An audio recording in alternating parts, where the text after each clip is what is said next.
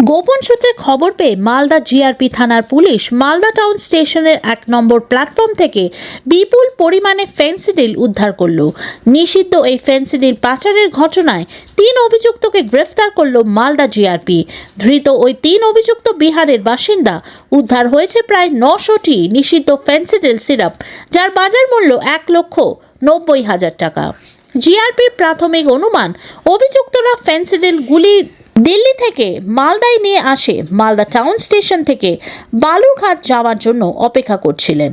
বিশেষ সূত্রে খবর পেয়ে জিআরপি মালদা টাউন স্টেশনের 1 নম্বর প্ল্যাটফর্মে অভিযান চালিয়ে 5টি লাগেজ ব্যাগ থেকে প্রায় 900টি ফেন্সিডিল সিরাপ উদ্ধার করে।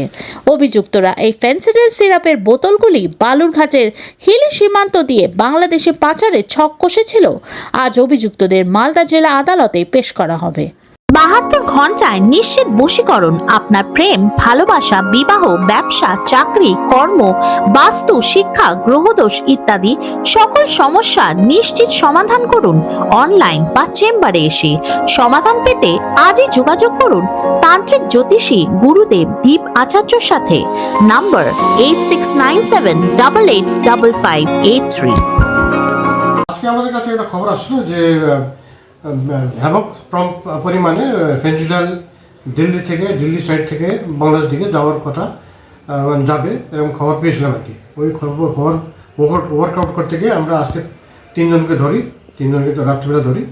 ওদের কাছ থেকে আমরা 5টা ব্যাগ পেয়েছি। 5টা ব্যাগের মধ্যে করিবন 900 বোতল মতো ফেন্সিডিল কফ সিরাপ ছিল। ওটাকে আমরা ধরতে পেরেছি আর 3 জনকে আমরা অ্যারেস্ট করতে পেরেছি। এদের বাড়ি? এরা 3 জনেরই বাড়ি বিহারে। এরা কোথায় জড়ো হয়েছিল, মানে কোথায় যাচ্ছিল? এরা দিল্লি থেকে আসছিল, এখানে মালদা নেমে আবার ওই দক্ষিণ দিনাজপুর হিলি সাইড দিয়ে যাওয়ার ওদের প্রোগ্রামটা ছিল, যেটুকু আমি বুঝলাম আর ওটা বাংলাদেশ দিকে যাওয়ার কথা।